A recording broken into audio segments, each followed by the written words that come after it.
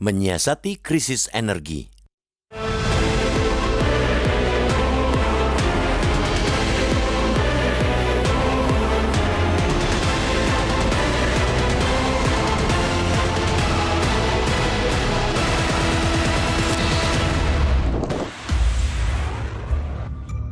Perang di Timur Tengah telah berlangsung selama lebih dari 3 hari.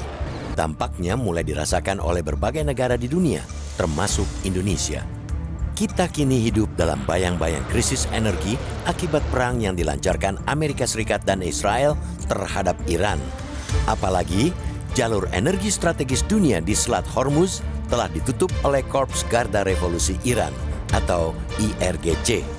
Penutupan tersebut disebut sebagai respons atas kehadiran serta serangan kapal induk Amerika Serikat yang mengancam kedaulatan Iran. IRGC kemudian mengancam akan menyerang dan membakar tanpa pandang bulu setiap kapal apa yang mencoba melintasi selat tersebut. Amerika Serikat dan Israel berbuat ulah, tetapi seluruh dunia harus merasakan dampak pahitnya. Hampir 1/5 pasokan minyak dunia atau sekitar 20 juta barrel dan sebagian besar gas alam cair LNG melintasi jalur sempit ini setiap harinya. Penutupan jalur tersebut secara otomatis akan mengguncang stabilitas pasar energi dan memicu krisis global yang sangat besar. Jika situasi ini terus berkepanjangan, harga bahan bakar minyak BBM di Indonesia pasti akan melonjak dalam beberapa waktu ke depan. Ketika harga BBM naik, sudah pasti harga bahan-bahan pokok ikut naik. Kalau itu terjadi, inflasi sulit untuk dihindari. Inflasi yang lahir dari krisis energi ibarat riak yang meluas menjadi gelombang.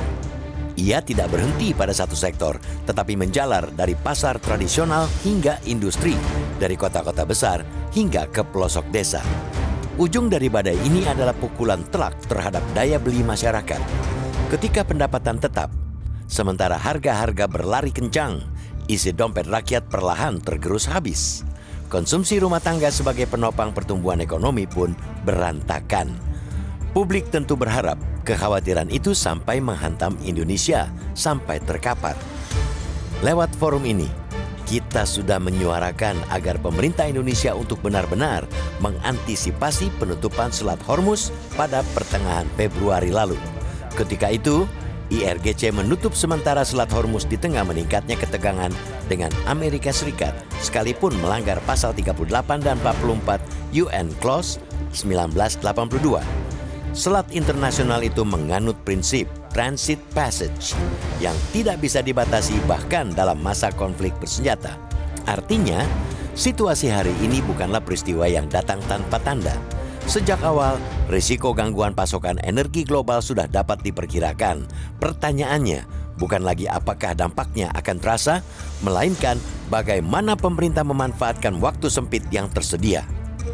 Jeda waktu sebelum tekanan benar-benar mencapai pasar domestik seharusnya menjadi ruang bagi kebijakan yang terukur dan cepat. Penguatan cadangan energi, pengendalian distribusi, serta strategi komunikasi publik menjadi kunci. Dalam situasi krisis energi, kecepatan membaca keadaan seringkali sama pentingnya dengan kekuatan kebijakan itu sendiri. Kita mungkin bisa berharap pada Arab Saudi dan Uni Emirat Arab yang memiliki jaringan pipa yang dapat menghindari Selat Hormuz. Namun, kapasitasnya hanya mencakup sebagian kecil dari volume minyak mentah yang biasanya dikirim melalui jalur tersebut. Solusi lainnya ialah bermitra dengan negara yang memiliki kapal dan berlayar melewati rute lain seperti Cape of Good Hope. Sejauh ini, Menteri SDM Bahlil Lahadalia memastikan stok BBM cukup untuk memenuhi kebutuhan selama 21 hari. Itu adalah standar operasional minimum atau buffer. Namun dalam kondisi perang berkepanjangan, angka ini harus kita katakan sangat rawan. Selain itu, upaya Presiden Prabowo Subianto yang siap terbang ke Teheran untuk memediasi konflik patut diperjuangkan. Sebagai wujud keseriusan, Menteri Luar Negeri RI Sugiono telah menelpon langsung Menteri Luar Negeri Iran Abbas Araghchi Senin 2 Maret lalu. Memilih diam di tengah perang yang bisa merugikan bangsa Indonesia tentu tidaklah elok. Dalam dunia yang semakin terhubung, kita jangan cuma menjadi penonton sejarah, tetapi harus berusaha mencegah agar konflik tidak berkembang menjadi krisis yang lebih luas.